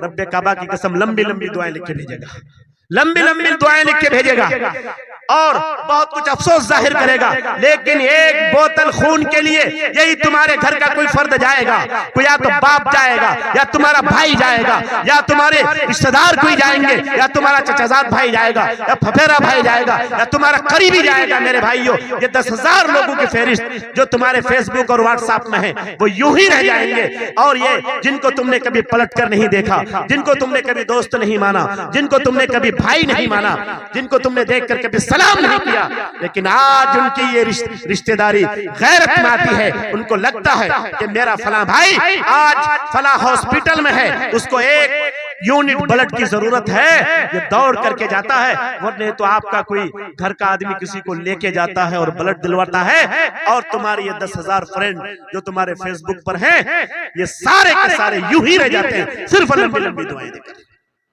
क्या ये सच्चाई नहीं है? नहीं है तो एक बार आजमा लो। ठीक है, दोस्तों का भी हक अदा होना चाहिए, लेकिन कुरान ने जो सच्चाइयां बयान की हैं वो यकीनन हमारी फितरत से, हमारे नेचर से, हमारे माहौल से, इंसानियत से बहुत करीब है। उससे हट करके अगर जीना चाहोगे नहीं जी सकते। आज अगर तुम्हारे पास अल्लाह न करे कोई मुसीबत आए, अल्लाह न करे कोई मुसीबत आए, एक जनाजे को तुम उठा लो, फेसबुक जिसके पास नहीं है उसके पास भी लोगों की भीड़ होती है कि नहीं होती है, लेकिन जिसके पास फेसबुक है, गांव का कोई आदमी ना जाए, कोई रिश्तेदार ना जाए, तो जरा उठा के देखें आप कितने लोग वहां पर जमा होते हैं उनके। ठीक है वो करो, लेकिन उससे पहले कुरान ने जो हुकूक तुमको दिए हैं, जो रिश्तेदारियां बताई हैं तुमको, नसबहू व सहरा, ददिहाली रिश्ते, ननिहाली रिश्ते और फिर ससुराली रिश्ते, इनका एहतराम करो। और इन तमाम रिश्तों में अल्लाह के बाद सबसे ज्यादा अगर किसी का हक है मेरे भाई, तो वो तुम्हारे वालिदैन का हक है। इसको अदा करो, इसको अदा करो। 2 बातें बताकर बात समेट दूंगा। पहली बात कि वालिदैन को जो मैं हक बता रहा था, बच्चों का पहला हक क्या करें? नेक औरत का इंतखाब करें। एक चीज इसमें ऐड करना चाहता हूं मैं, हालांकि लंबी हो जाएगी शायद, लेकिन कोशिश करूंगा समेट दूंगा। अगर आप अल्लाह के रसूल के जमाने में भी शादियां ऐसी होती थी, हमारे समाज में अहले हदीसों में भी ये बात आ गई है, इसलिए मैं आज बयान कर रहा हूं।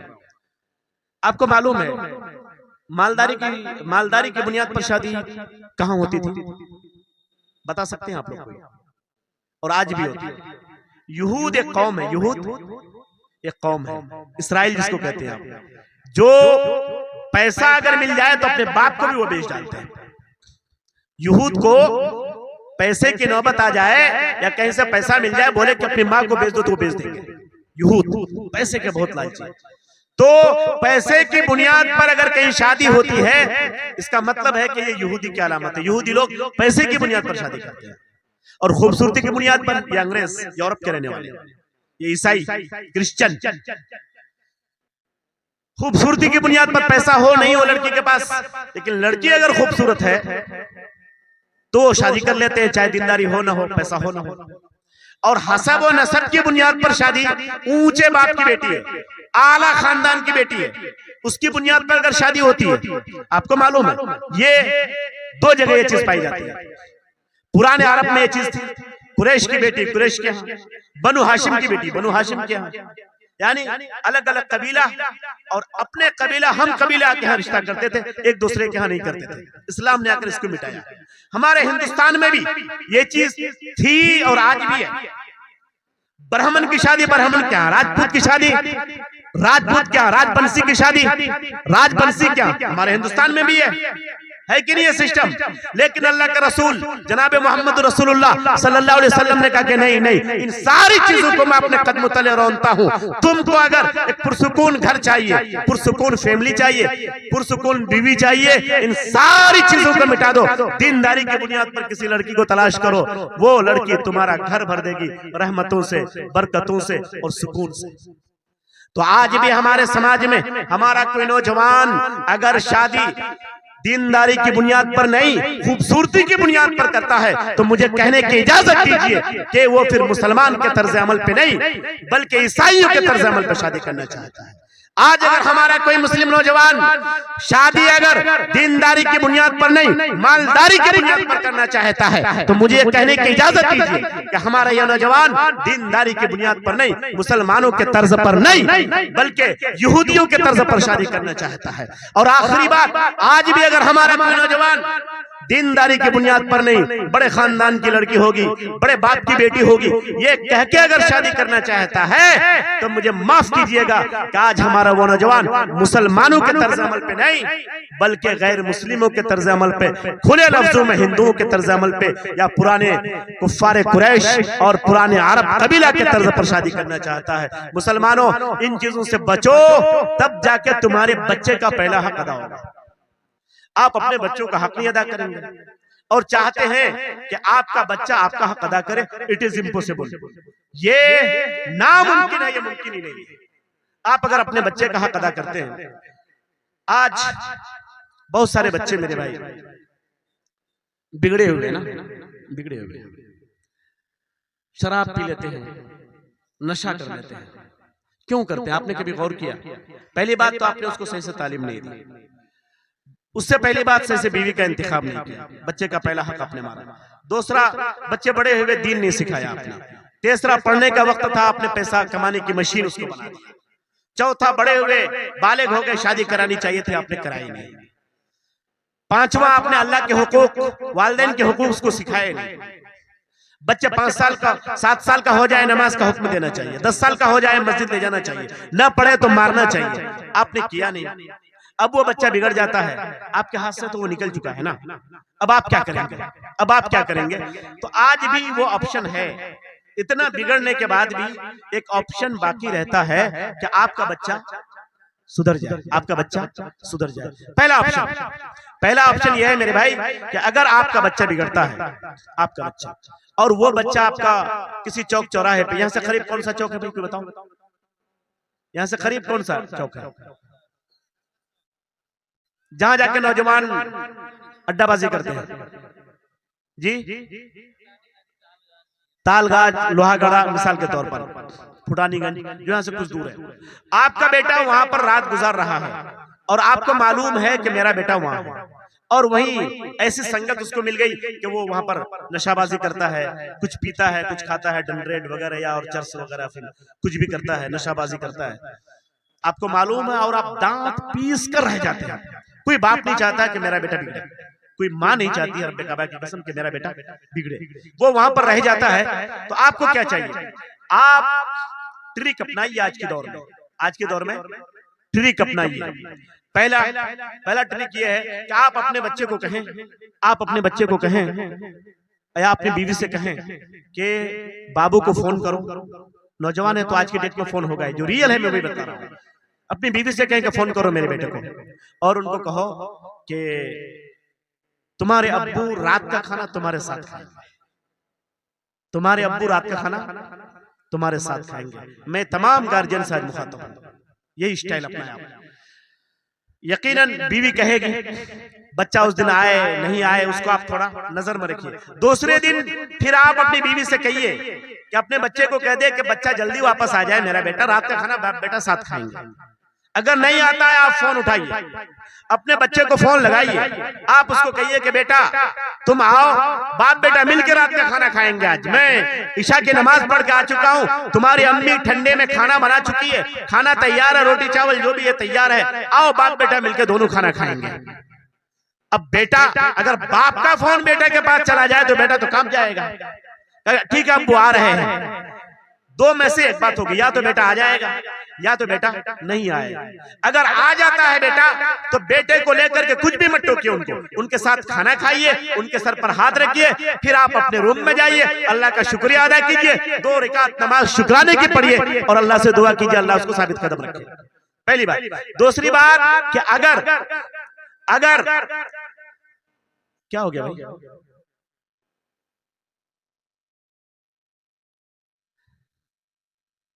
कुछ हुआ क्या? ठीक है। अल्लाहुम्मा सल्ली अला मुहम्मद व अला आलि मुहम्मद कमा सल्लैता व अला आलि इब्राहीम व अला आलि इब्राहीम। मैं ये अर्ज कर रहा था कि अगर बच्चा आ जाता है तो बात खत्म। अगर बच्चा नहीं आता है आपका, अगर बच्चा नहीं आता है तो आप कंटिन्यू इस चीज को आप करते रहिए कि बेटा जब तक तुम नहीं आओगे तब तक मैं खाना नहीं खाऊंगा, जब तक तुम नहीं आओगे तब तक खाना मैं नहीं खाऊंगा। और रियल में आप रात का खाना अपने बेटे के वास्ते छोड़ दीजिए। अगर आप खाना रात का अपने बेटे के वास्ते छोड़ देंगे, जब वो बच्चा घर आएगा उसकी माँ उसको बोलेगी कि बेटा तुम्हारे बाप ने तुम्हारी वजह से खाना नहीं खाया है, अल्लाह की कसम वो आपके जिस्म का हिस्सा है, वो आपके नुत्फे से पैदा हुआ है, वो आपके जिगर का टुकड़ा है, वो आपका कलीजा है, वो आपका दिल है, वो आपका दिमाग है, वो आपके घर का चिराग है। यकीनन वो अगर आपका बेटा है तो 1 दिन नहीं, 2 दिन नहीं, 3 दिन नहीं, 10 दिन के बाद ही सही यकीनन वो राह रास्ते पर आएगा। वो मजबूर होगा, वो सोचने पे मजबूर होगा कि मैं अपने दोस्तों के साथ रात में लेट कर जाता हूं और मैं लेट से आने की वजह से मेरे अब्बूजान खाना नहीं खाते हैं, ये मुझसे नहीं हो पाएगा। जरा आजमा के तो देखें, जरा आजमा के तो देखें हमने क्या बना रखा है। हम उधर हैं, बेटा उधर है, 10-10 दिन तक बाप बेटे का चेहरा नहीं देखता और बेटा बाप का चेहरा नहीं देखता। कहां से मोहब्बत होगी? मैं अक्सर बयान करता हूं, अक्सर मैं कहा करता हूं मेरे भाइयों कि ये जो नौजवानी है, चाहे बेटी हो या बेटा, उसको मोहब्बत चाहिए। उसको क्या चाहिए? मोहब्बत चाहिए। अगर आप उसको हकीकी मोहब्बत नहीं देंगे तो नाजायज मोहब्बत उस गिलास में आ जाएगी। अगर माँ की मोहब्बत उसको मिल जाए, बाप का प्यार मिल जाए, भाई का दुलार मिल जाए, बहन की बेताबियां उसको मिल जाए तो काहे किसी के पीछे दीवाना होगा। अगर आपका बच्चा मेरे भाई गलत रास्ते पर भी जाता है, वो आपका बेटा है। बचपने में भी गलतियां की थी, पेशाब आपके पैर पे किया था, पैखाना आपके रान में किया था, आपने रान को नहीं काटा था, बच्चे को नहीं मारा था बल्कि उसको आपने साफ किया था। आज भी आपका बेटा अगर बिगड़ गया है तो आप उसको सीने से लगाइए, उसको दुआएं दीजिए, साथ खाना खाइए, साथ लेके मस्जिद में जाइए। रब्बे काबा की कसम वो बच्चा आपका सुधर जाए। तब भी अगर नहीं सुधरता है तो फिर आप उसको सजा दीजिए। क्या कीजिए? सजा दीजिए। कैसी सजा देंगे आप उसको? आप उसको सजा दीजिए। और ये सजा देना जरूरी है, ये सजा देना जरूरी है।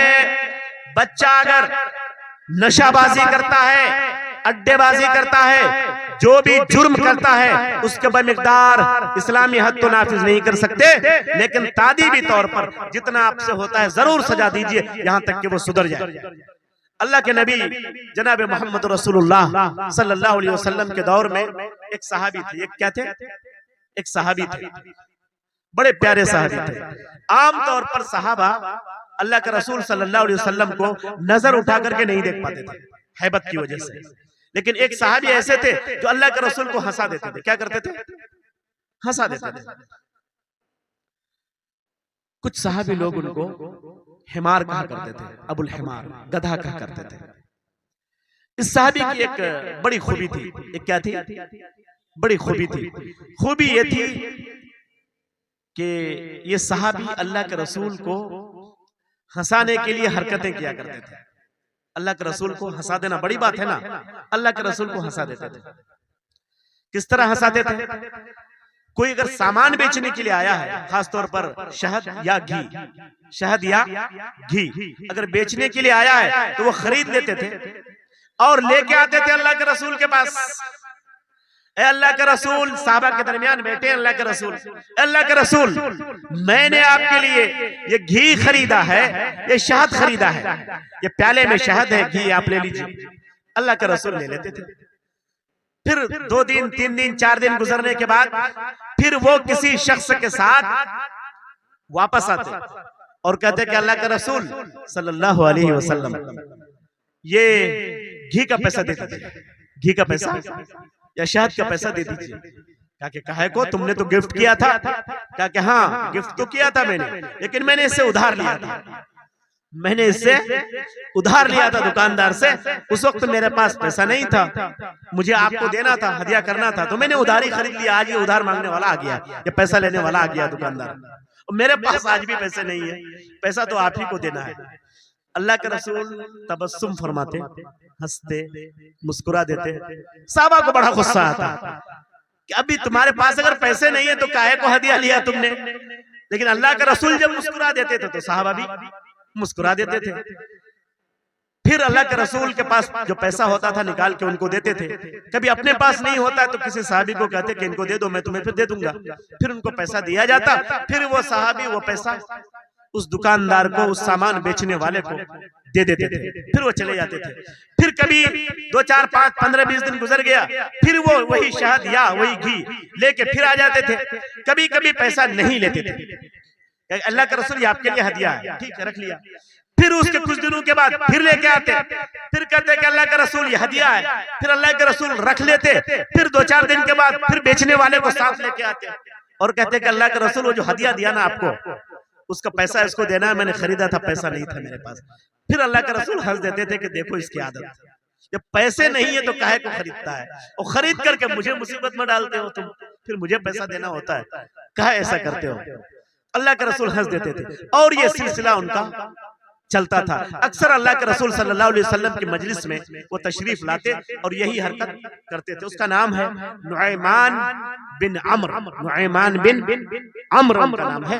तो डेली ये हफ्ते में 10 दिन में ये हरकतें वो किया करते थे और हमेशा सहाबा भी और अल्लाह के रसूल भी हंस देते थे। और फिर चलते चलते ऐसा हो गया कि जो ही वो आते शहद लेकर के या घी लेकर के तो बोले बगैर पहले साहबा हंस देते, अल्लाह के रसूल हंस देते कि फिर वही होगा कि गिफ्ट करके जाएगा फिर पैसा लेने आ जाएगा। ये तो अजीब बात हुई ना कि गिफ्ट भी करे और फिर पैसा भी उसका मांग ले। तो ऐसे हंस देते थे, लाने से पहले ही हंस देते। जो ही देखा कि आ रहा है अल्लाह के रसूल हंस देते, साहबा भी हंस देते थे।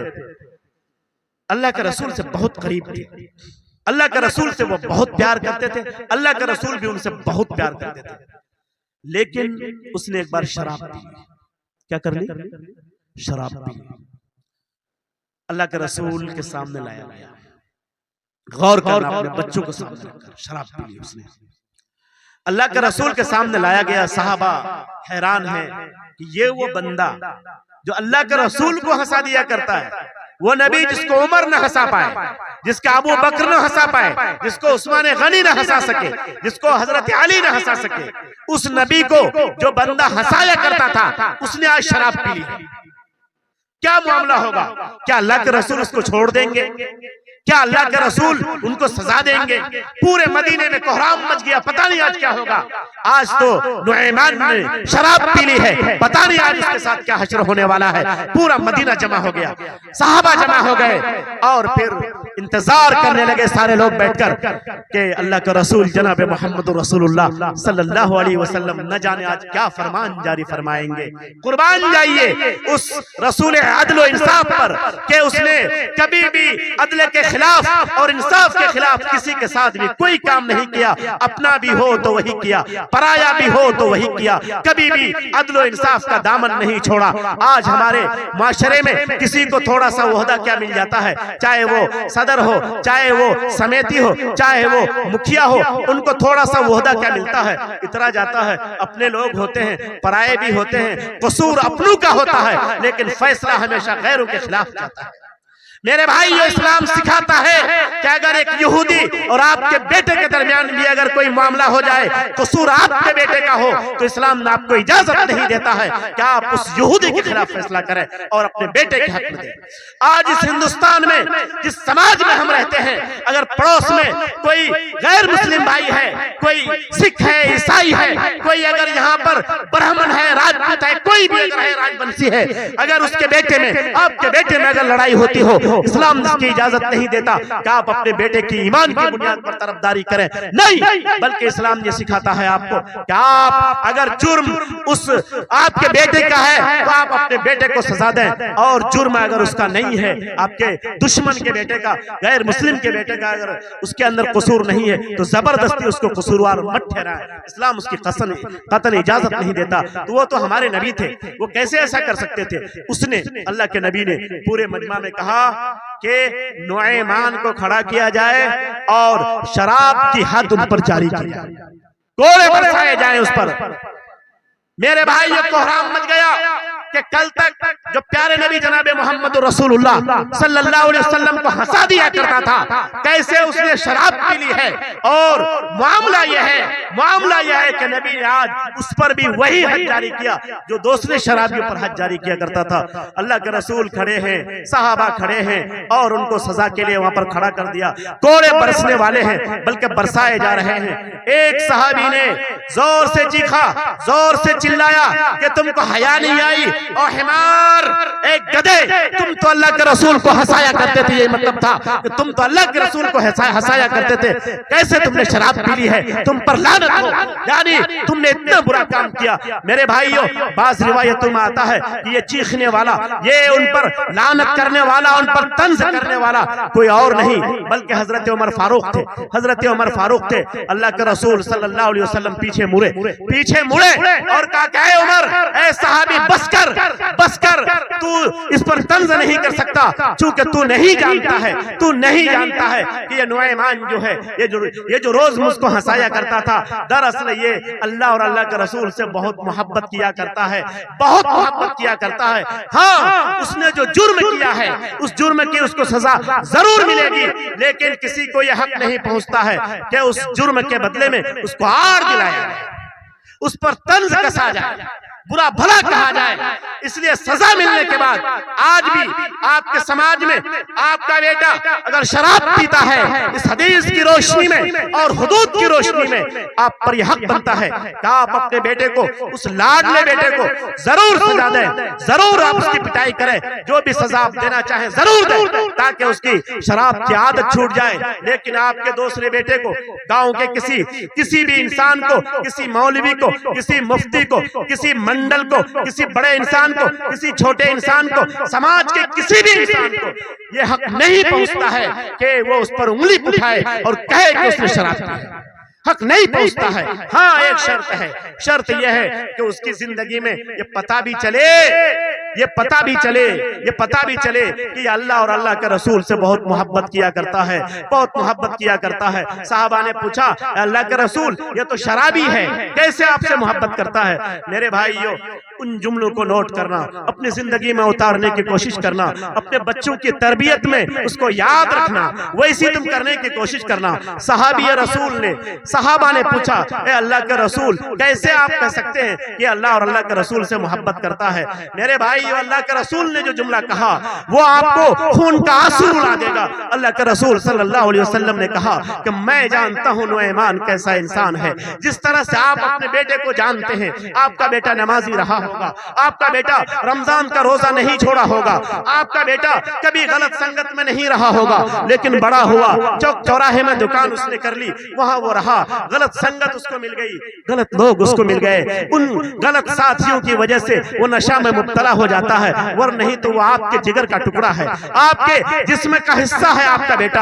आप अच्छी तरह जानते हैं कि आपका बेटा बुरा नहीं था, लेकिन गलत संगत की वजह से वो आज वो शराबी बन गया है। मेरे भाइयों, अल्लाह के रसूल ने कहा, ए लोगो कान खोल करके सुन लो, ये नुएमान वो इंसान है जो अल्लाह और अल्लाह के रसूल से मोहब्बत किया करता है। उसकी सबसे बड़ी दलील ये है, ये जो तुम देखते थे कि जब वो गिफ्ट लेके आता था, शहद या घी लेके आता था और मैं हंस दिया करता था। कुछ चीजें वो हैं जो मैं जानता हूँ, मेरा रब जानता है, तुम लोग नहीं जानते हो। वो बात ये है कि जरा इन्हीं से पूछो कि वो ऐसा क्यों किया करता था। आज ये तुमको बतलाएगा। नुमान बिन अमर ने कहा, नुमान बिन अमर ने कहा कि वाकई मैं अल्लाह के रसूल और अल्लाह के रसूल से मोहब्बत किया करता था, इसी के लिए मैं गिफ्ट दिया करता था, क्योंकि मैं जानता था कि अल्लाह के रसूल जनाब मोहम्मद रसूलुल्लाह सल्लल्लाहु अलैहि वसल्लम को शहद बहुत पसंद है, घी बहुत पसंद है। तो जब भी मार्केट में, चौक चौराहे में, गली कूचे में गुजरते हुए जब मुझे कोई इंसान मिलता कि वो शहद बेचने आ रहा है या वो घी बेचने आया है, तो मैं उसके पास जाता और मेरी नीयत में ये होती, मेरे जेब में जितने पैसे हैं मैं उससे घी खरीद लूंगा, जितने पैसे हैं मैं उससे शहद खरीद लूंगा, क्योंकि मेरे रसूल को ये पसंद है। मैं अपने घर में नहीं देता था, बल्कि मैं उस घी को उठा के लाता था ताकि मैं अल्लाह के रसूल को दे दूं, क्योंकि अल्लाह के रसूल को ये शहद पसंद है, अल्लाह के रसूल को ये घी पसंद है। मैंने अपने मुंह में नहीं लगाया, मैंने अपने बच्चे और बीवी को नहीं दिया, बल्कि मेरे ऊपर अल्लाह के रसूल की मोहब्बत गालिब होती थी। जिस दिन मेरे जेब में पैसे होते थे मैं बेचने वाले से शहद खरीद लेता, मैं बेचने वाले से घी लेता ताकि अल्लाह के रसूल को देता, अल्लाह के रसूल खुश होते, मुझे सुकून मिल जाता। लेकिन जब दूसरे दिन देखता घी बेचने वाला आया है, मेरे ऊपर वही मोहब्बत आ जाती थी कि मैं अल्लाह के रसूल को घी ले जा करके दूं, शहद ले जा करके दूं। लेकिन जब जेब टटोलता, जेब में मेरे फूटी कौड़ी नहीं होती थी, कोई पैसा नहीं होता था, मेरा दिल मचल जाता था कि आज काश मेरे जेब में पैसे होते, मैं आज भी अल्लाह के रसूल के लिए शहद खरीद लेता, घी खरीद लेता। लेकिन अल्लाह की कसम, मेरे जेब में पैसा ना होना मेरे आरे नहीं आ पाई। मैंने अल्लाह के रसूल की मोहब्बत को नहीं रोका, बल्कि मैंने उनसे उधार लिया ताकि इस हालत में भी, पैसे तो मेरे पास नहीं है लेकिन आज भी मैं लेके जाऊंगा तो अल्लाह के रसूल मुस्कुरा देंगे, आज भी मैं लेके जाऊंगा तो अल्लाह के रसूल खुश हो जाएंगे। इसलिए मैं पैसे नहीं होने के बावजूद है लोगों, अल्लाह के रसूल के लिए मैं शहद लेके आ जाया करता था, मैं घी लेके आ जाया करता था। 2 दिन बीतने के बाद भी मेरे जेब में पैसे नहीं होते थे, वो तो मांगने वाला आता, मैं क्या करता, इसलिए मैं उठा करके अल्लाह के रसूल के पास आता, अल्लाह के रसूल तबस्सुम फरमा देते, फिर मेरा कर्ज चुका दिया करते थे। मैं ये काम सिर्फ इसलिए करता था कि मैं अल्लाह और अल्लाह के रसूल से बहुत मोहब्बत किया करता था। तुम लोग अल्लाह के रसूल के चेहरे पर मुस्कुराहट नहीं ला सकते थे, लेकिन मैं ये हरकत करता था, अल्लाह के रसूल मुस्कुरा देते थे, मुझे सुकून मिल जाता था, लगता है कि पूरी कायनात मेरे सामने। मेरे भाइयों, आज भी अगर आपका कोई बेटा वाकई वो नमाजी था, वाकई वो दीनदार था, लेकिन गलत संगत की वजह से, गलत लोगों, गलत साथियों की वजह से वो अगर बिगड़ चुका है, इस हदीस को, इस वाकये को जो मैंने बयान किया अपने सामने रखना, अपने बच्चे को सजा जरूर देना, लेकिन कोई अगर तुम्हारे बच्चे पर उंगली उठाए उसकी उंगली तराश देना। अगर तुम्हारे बच्चे पर कोई अगर तंज कसे उसकी जबान खींच लेना, क्योंकि तुम जानते हो तुम्हारा बेटा कितना नेक है, वो तुम्हारे आंखों का नूर है, वो तुम्हारे दिल का करार है, वो तुम्हारा सुकून है, वो तुम्हारी जिंदगी की उम्मीद है, तुम्हारे बुढ़ापे की लाठी है, वो तुम्हारा सहारा है, तुम्हारे घर का चिराग वो जलाएगा, तुम्हारे जनाजे में कंधा वो देगा, तुम्हारे वारिसीन की हिफाजत वो करेगा। मेरे भाइयों, मेरे नौजवानों, ये बातें दर्द भरी जरूर है, लेकिन इन चीजों को अपनाओगे तो यकीनन तुमको सुकून मिलेगा, और इतना सुकून मिलेगा कि न इज्जत से, न दौलत से, न घर आबाद करने से, न इज्जत से, न दौलत से, न घर आबाद करने से तसल्ली दिल को मिलती है खुदा को याद करने से। अगर ये घर में तुम्हारा सुकून वाला माहौल हो जाएगा तो रब्बे काबा की कसम इसी दुनिया में तुमको जन्नत नजर आएगी। आज हमारे माशरे में सबसे खतरनाक मामला यह है कि इंसान अपने बच्चों से ना उम्मीद है, उनके फ्यूचर से ना उम्मीद है, उनकी तरबियत से ना उम्मीद है। दीन के नाम पर अपने बच्चों को, अल्लाह के नाम पर अपने बच्चों की हिफाजत करो, उनकी सही परवरिश करो। अल्लाह तबारक व तआला से दुआ है कि अल्लाह तबारक व तआला हमें अपने बच्चों के अंदर तालीम और तरबियत को डालने की तौफीक अता फरमाए, अपने बच्चों की सही हिफाजत करने की तौफीक अता फरमाए, और उसी के साथ साथ कौम के बच्चों की भी तालीम की और तरबियत करने की तौफीक अता फरमाए। मेरे भाई, आखिरी गुजारिश, आखिरी अपील में ये करता हूँ, इस इदारे से वल्लाह में आया बड़ी मोहब्बत थी, वरने तो एक रात में 2 जलसे का करना आसान नहीं था। मैं सिर्फ इसलिए आया कि यहाँ का बड़ा नाम सुना, मौलाना नजीर साहब, अल्लाह उनको जज़ाए खैर दे, नसीर असरी साहब मुसलसल लगे रहे मेरे साथ। मैं भी बड़ी मोहब्बत के साथ यहाँ आया और मुझे बेहद खुशी है, बहुत खुशी है कि इस दुरुफ्ताद इलाके में यहाँ पर वो एक रोशनी का चिराग, एक इल्म का चिराग जलाए हुए हैं। आप लोग सपोर्ट कीजिए और मेरी बुनियादी बातों को जो मैंने पहले कहा है उन चीजों को सामने रखिए कि अगर ये मदरसा नहीं होगा तो क्या होगा, दीन की तालीम नहीं होगी तो क्या होगा, समाज में आलिम नहीं होगा तो क्या होगा, समाज में हाफिज नहीं होगा तो क्या होगा। और अपने बच्चों के बारे में मैंने जो आपको बताया है उसको सामने रखना। और मेरे नौजवानों, तुमको भी मैंने जो बताया है कि आप अपने इन 3 रिश्तों की हिफाजत करना, ददियाले रिश्ते की हिफाजत करना, ननियाली रिश्ते की हिफाजत करना, ससुराली रिश्ते की हिफाजत करना। शान के साथ जीना चाहते हो, तीनों रिश्तों को लेकर चलना। इन 3 में से एक रिश्ता भी छोड़ दोगे, कहां बर्बाद हो जाओगे पता नहीं चलेगा। अल्लाह से मैं दुआ करता हूं, अल्लाह ताला इन तमाम चीजों पर जिनका खुलासा मैंने आखिर 2 जुमलों में कहा, इसको समझने की और इसको पिल्लू में बांध कर रखने की और इस पर अमल करने की तौफीक अता फरमाए। अल्लाह ताला हमें दीन को सही माने में समझने और इसको फैलाने की भी तौफीक अता फरमाए। और उसका सबसे बेहतरीन तरीका आज हमारे ये मदारिस हैं, मदारिस की हिफाजत करने, उसमें ताउन करने की तौफीक अता फरमाए। आज मैं एक बात और कहना चाहूंगा, जो इदारे चलाते हैं, हो सकता है उनसे कुछ गलती हो जाए, हो सकता है उनसे कुछ चूक हो जाए, वो भी इंसान है। मेरे भाइयों, इंसान समझ करके उसको माफ कर देना, लेकिन वो जो दामन फैला फैला कर